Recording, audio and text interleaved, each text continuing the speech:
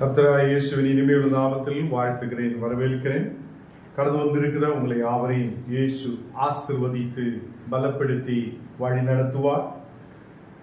இன்னைக்கு கூகுள் மீட்டாய் நாம் ஒன்று சேர்ந்து தேவனை மகிமைப்படுத்த, தேவனை துதிக்க, கர்த்தருடைய நாமத்தை உயர்த்த தேவன் நமக்கு கிருபை செய்திருக்கிறார்.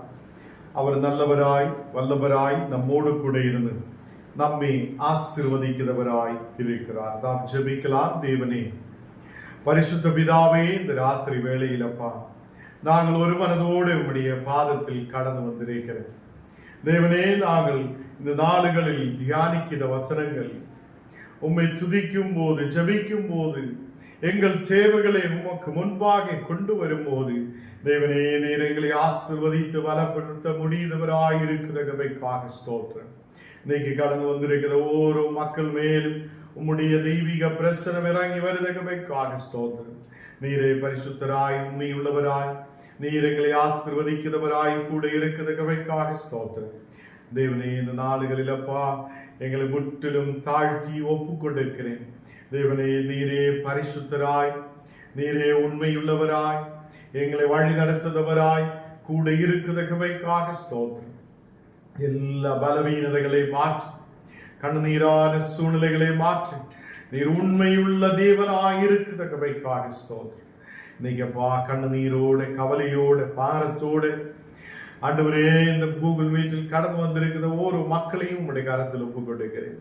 இன்னைக்கு வசனங்கள் கேட்கும் போது ஒரு விடுதல் உண்டாக, அவங்களோட வாழ்க்கையில் ஒரு வெற்றி உண்டாக, தேவனே குடும்பங்களில் ஒரு முன்னேற்றம் உண்டாக நீர் கிருபை செய்ததுக்காக ஸ்தோத்திரம். எங்களை முற்றிலும் தாழ்த்துகிறேன், அர்ப்பணிக்கிறேன் இயேசுவின் நாமத்தில். ஆமென், ஆமென். கர்த்தர் நம்மை ஆசீர்வதித்து வழி நடத்துவார். மார்க்கு 7ஆம் அதிகாரம் അതിന്റെ 2ാമത്തെ വസനം നാം വാസിக்கலாம். മാർക്ക് 7ஆம் அதிகாரம் അതിന്റെ 2ാമത്തെ வசனம். அப்பொழுது அவருடைய சீஷரில் சிலர் கழுவாத அசுத்த கைகளாலே போஜனம் பண்ணுகிறதே அவர்கள் கண்டு குற்றம் பிடித்தார்கள்.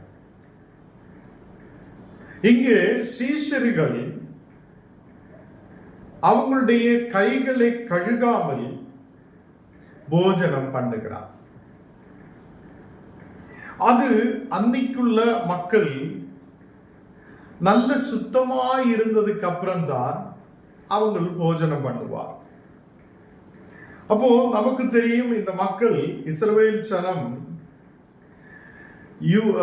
யூதர்கள், விசேஷமாக யூதர்கள் என்ன செய்யும் என்றால், அவங்க எங்கேயாவது போயிட்டு வந்தால் அவங்க நல்லபடி குளிக்கும். குளித்ததுக்கு அப்புறம் அவங்க நல்ல சுத்தமாயிருந்து சாப்பிடுறதுதான் அவங்களுடைய வழக்கு. சில பேர் என்ன செய்யும் என்றால், அங்கே வசனத்தில் நாம் பார்க்கும்போது நமக்கு பார்க்க முடியுது, சில பேர் அவங்களுக்கு இருக்கிற செம்புகளையும் பாத்திரங்களையும் கிண்ணங்களையும் நல்ல கழுகி சுத்தம் பண்ணும்.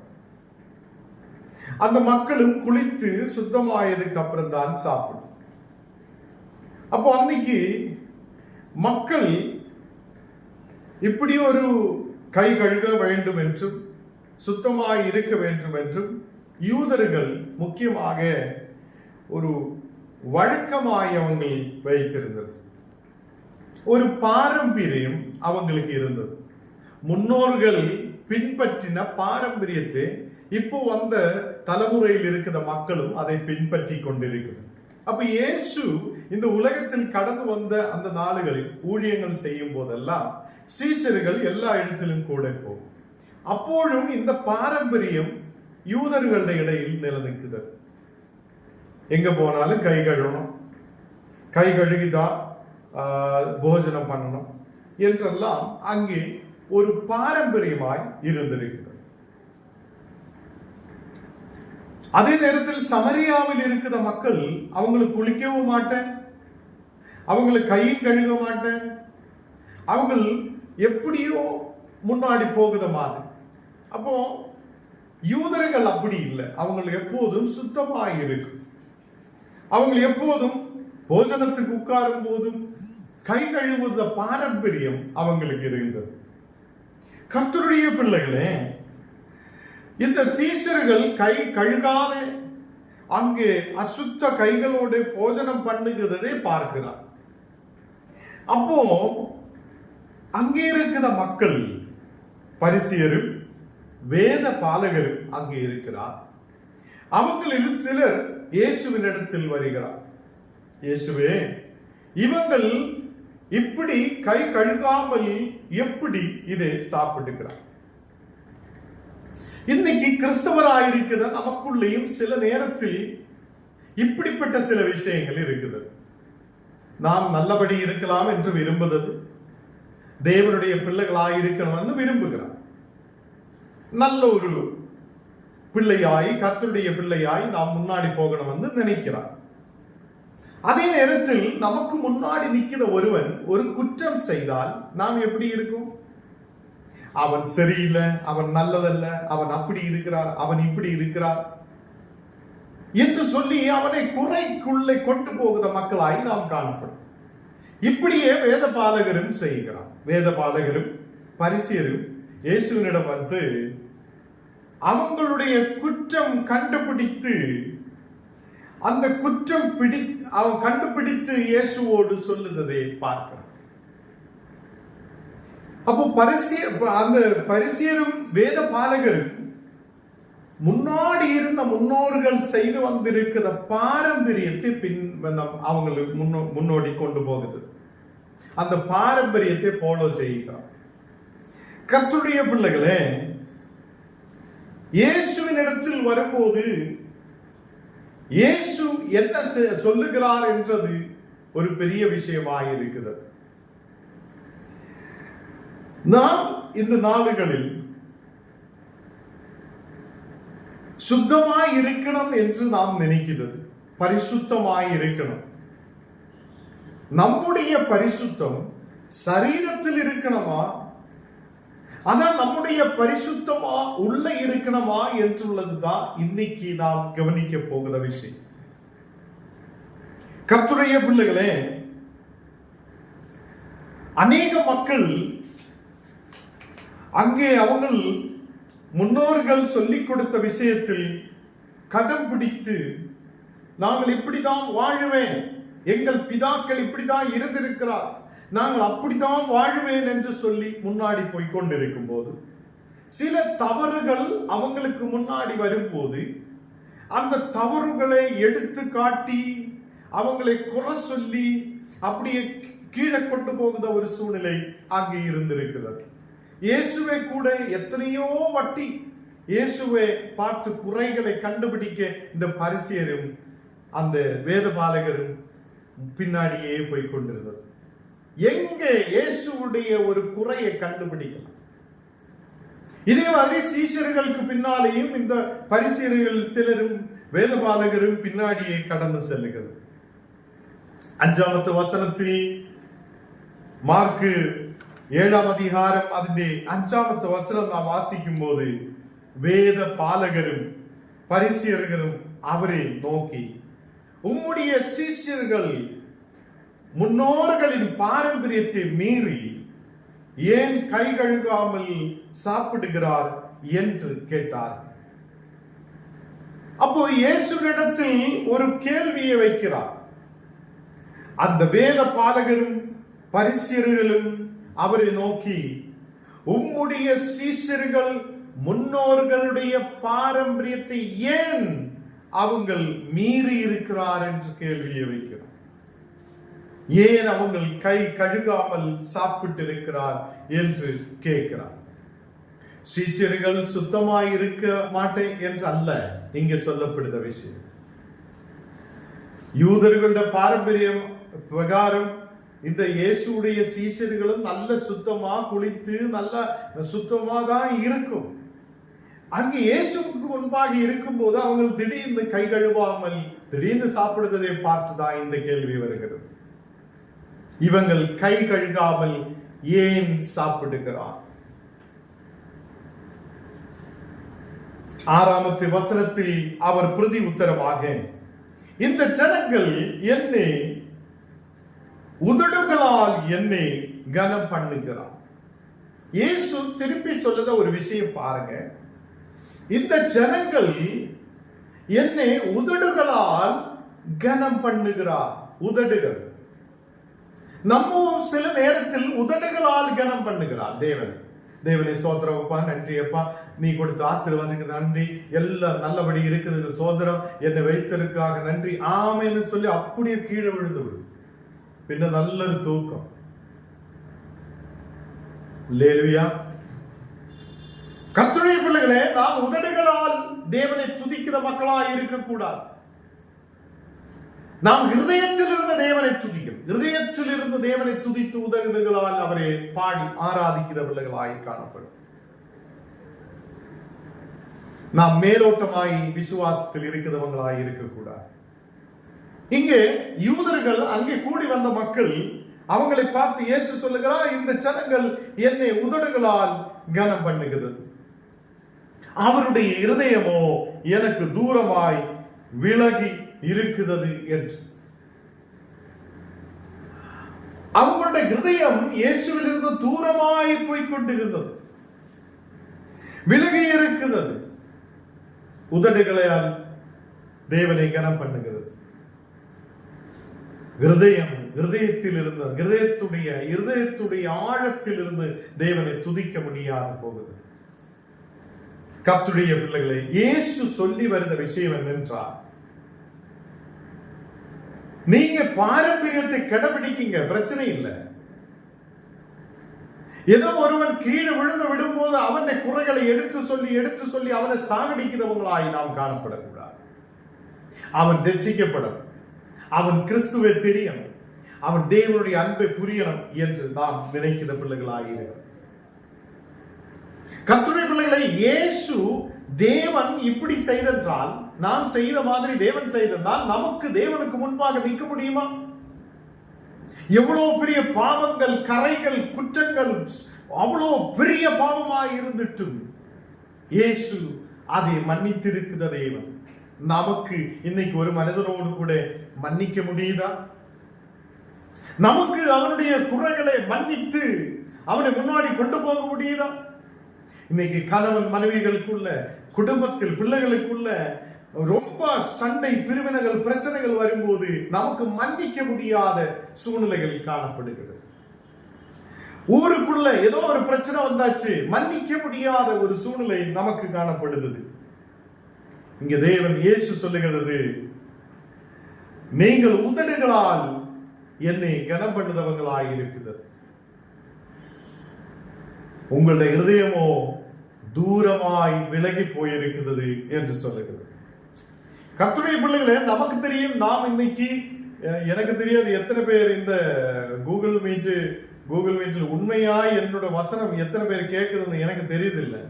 நிச்சயமாய் கர்த்தருடைய பிள்ளைகளே, நம்முடைய இருதயம் தேவனோடு கூட இருந்து தேவனுடைய வசனத்தை கேட்கணும்.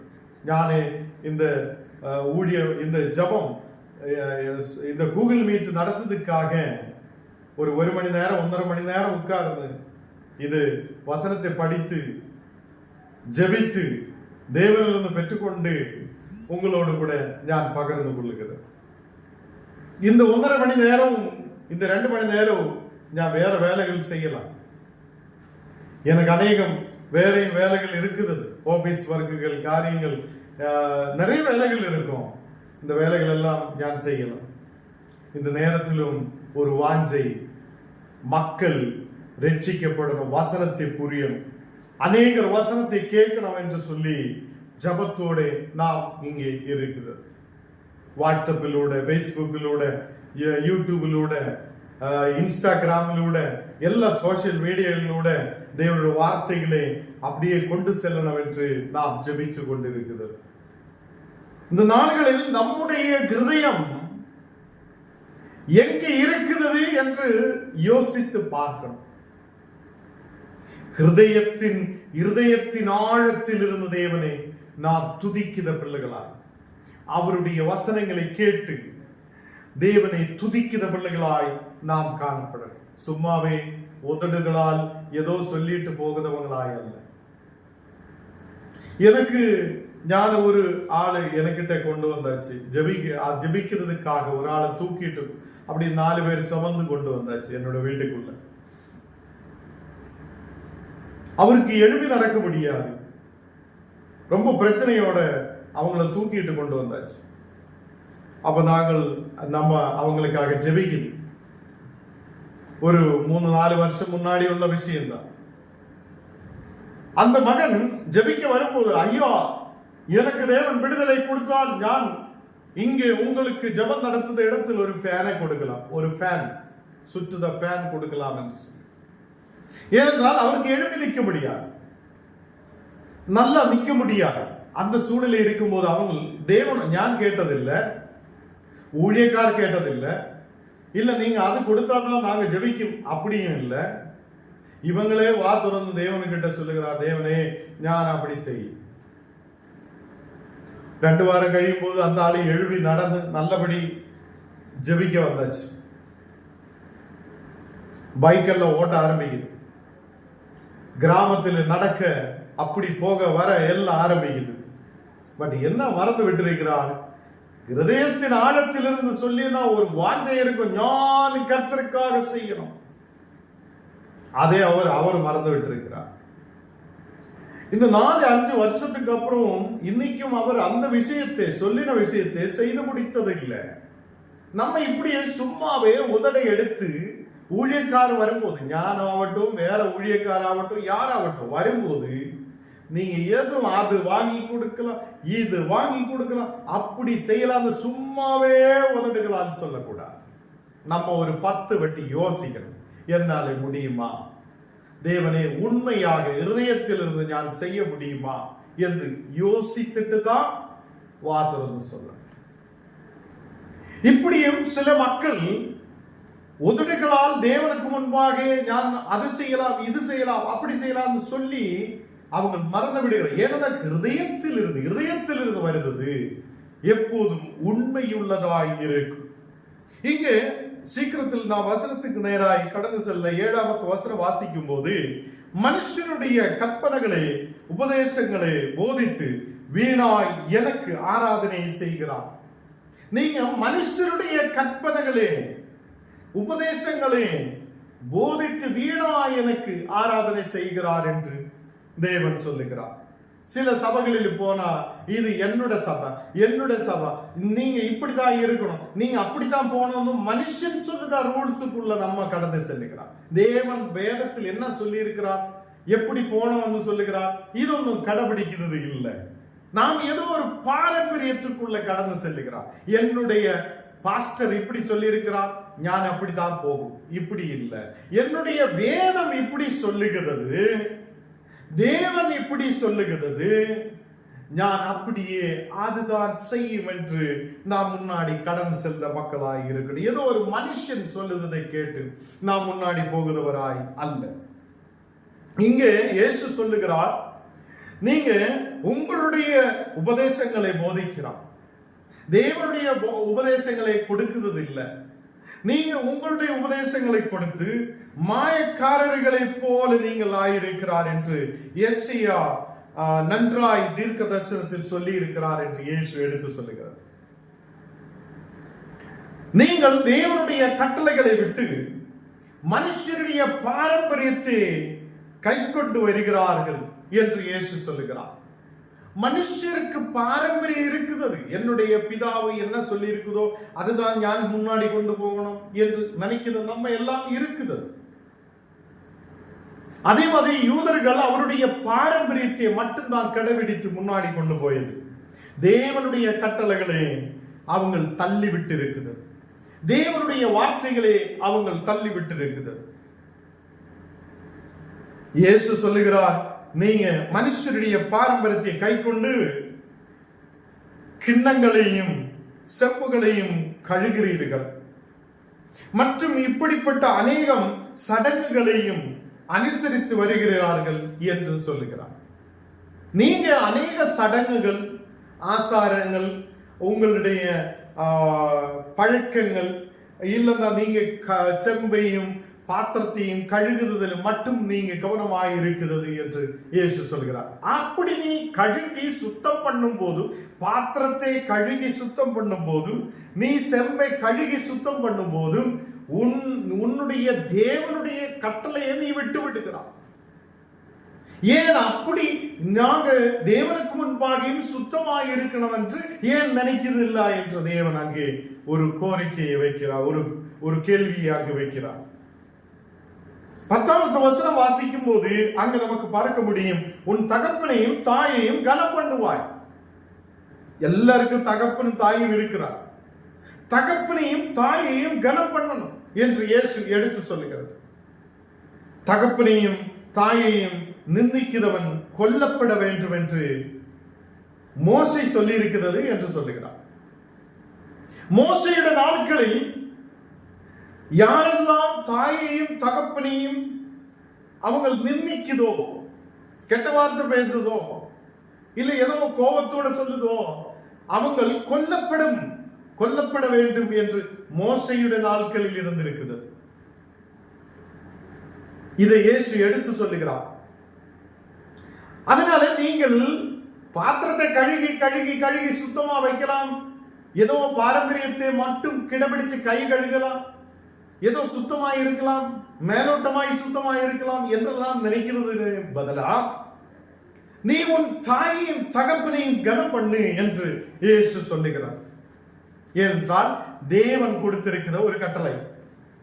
14வது வசனம் வாசிக்கிறதோ, பின்பு அவர் ஜனங்களை எல்லாவரையும் வரவழைத்து அவர்களை நோக்கி, நீங்கள் எல்லாவரும் எனக்கு செவி கொடுங்கள்,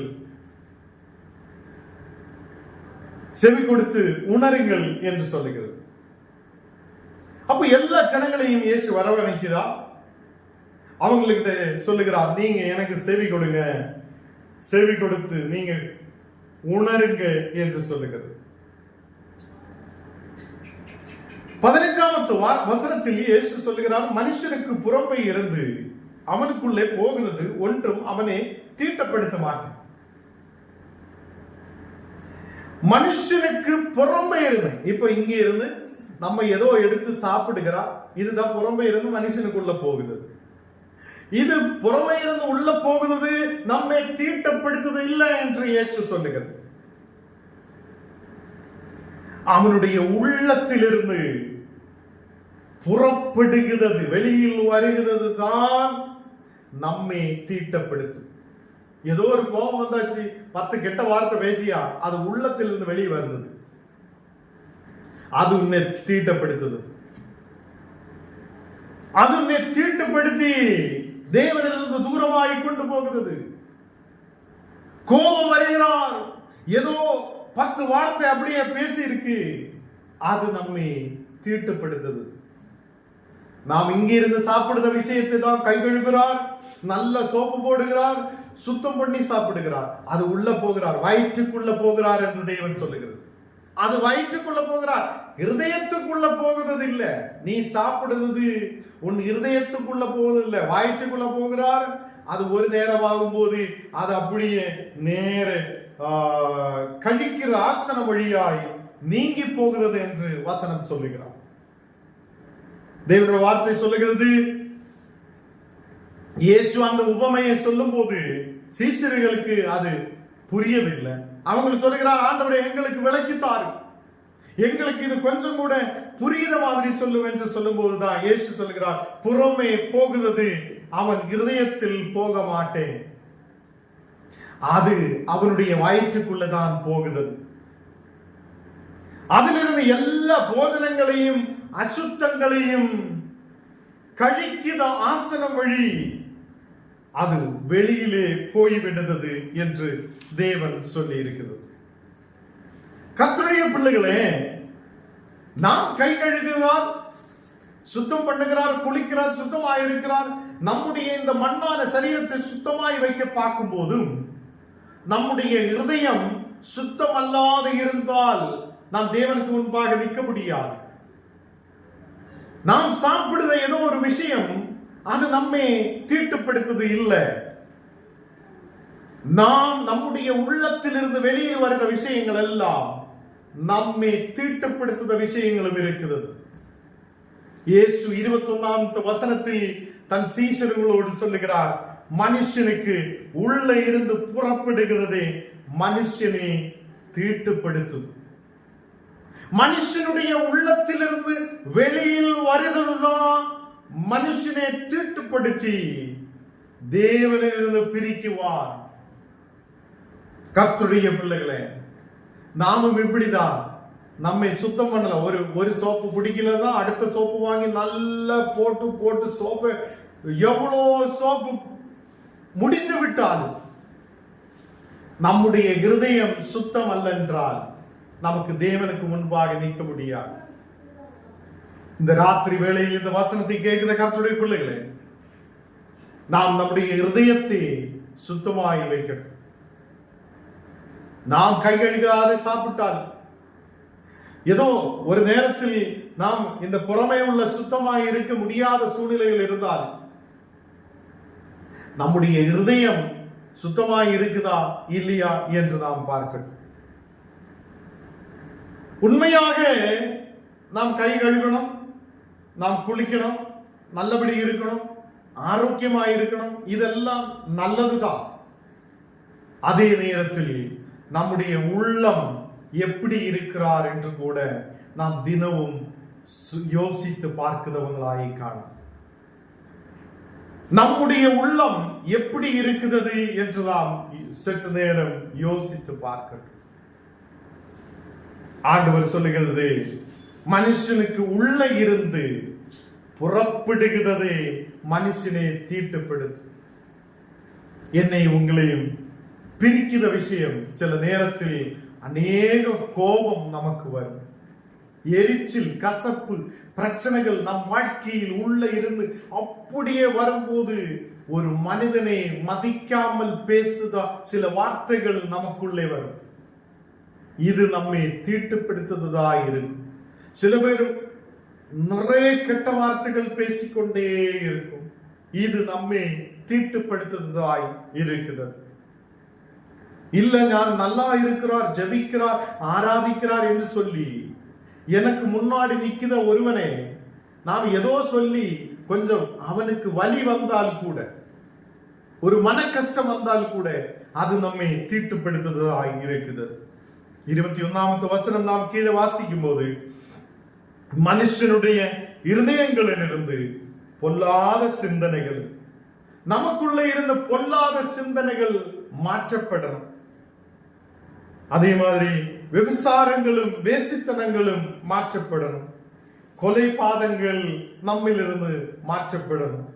22 வசனம் வாசிக்கும் போது, களவுகளும், பொய் சொல்லுது, களவுகளும், பொருளாசைகளும், துஷ்டத்தனங்களும், கபடமும், காம விகாரங்களும், வன் கண்ணு, தூஷணமும், வெறுமையும், மதிகேடும் உள்ளத்திலிருந்து புறப்பட்டு வருகிறது.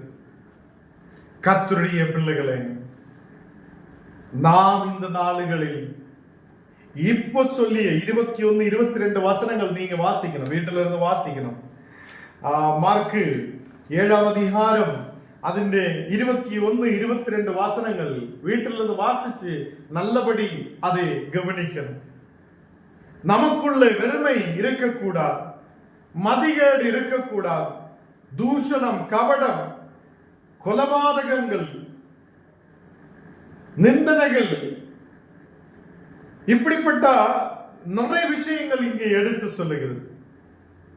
இது நம் வாழ்க்கையில் நமக்கு உள்ளத்தில் இருந்து வெளியில் வரக்கூடாது. இது வரும்போது நாம் தீட்டுள்ளவராய் மாற்றப்படுகிறார். கர்த்தருடைய பிள்ளைகளே, அந்த நாளுகளில் நல்ல சுத்தமாய் இருக்காதவன் தீட்டுள்ளவன் என்று சொல்லிட்டு இருந்த நாள்கள். கை கழுகாதவன் அவன் தீட்டுப்பட்டவன், குளிக்காதவன் அவன் தீட்டுள்ளவன் என்று எண்ணின அந்த யூதர்கள். இயேசு சொல்லுகிறார், நீ ஒரு நேரம் குளிச்சிருந்தாலும் ஒரு நேரம் கை கழுகி இருந்தாலும் உன்னுடைய இருதயம் எப்படி இருக்கிறது என்று கேட்கிறார். நீ உன் தாயையும் தகப்பனையும் கனம் பண்ணாத நீ, உன் தாயையும் தகப்பனையும் அதை நிந்திக்கிற நீ எப்படி நீ சுத்தமாய் இருக்கிறார் என்று நீ சொல்ல முடியும்? அதே மாதிரி நீ ஏதோ சாப்பிடுறது மட்டும் நல்ல சுத்தமா இருக்கணும், சாப்பிடுறது உள்ள போயா அசுத்தமாகும் அசுத்தமாகும் சொல்லிட்டு இருக்கிற நீ உன் ஹிருதயம் எப்படி இருக்குது என்று நீ யோசித்து பார்க்கணும். அதில் எதெல்லாம் விடப்படணும் என்று இயேசு 21-22 வசனங்களை சீஷர்மாரோடு எடுத்து சொல்லுகிறது. கர்த்தருடைய பிள்ளைகளே, இந்த ராத்திரி வேளையில் தேவன் நம்மோடு கூட பேசி இருக்கிறது. நம்முடைய வாழ்க்கையும் இயேசுவுக்கு முன்பாக நாம் ஒப்பு கொடுக்கணும். நமக்கு முன்பாக ஏதோ குறையுள்ளவனை நாம் பார்க்கும் போது அவனுடைய குறைவுகளை எடுத்தெடுத்து சொல்லி 10 பேரோடு சொல்லி அவனை கீழே தள்ளி விடுதவங்களாய் காணப்படக்கூடாது.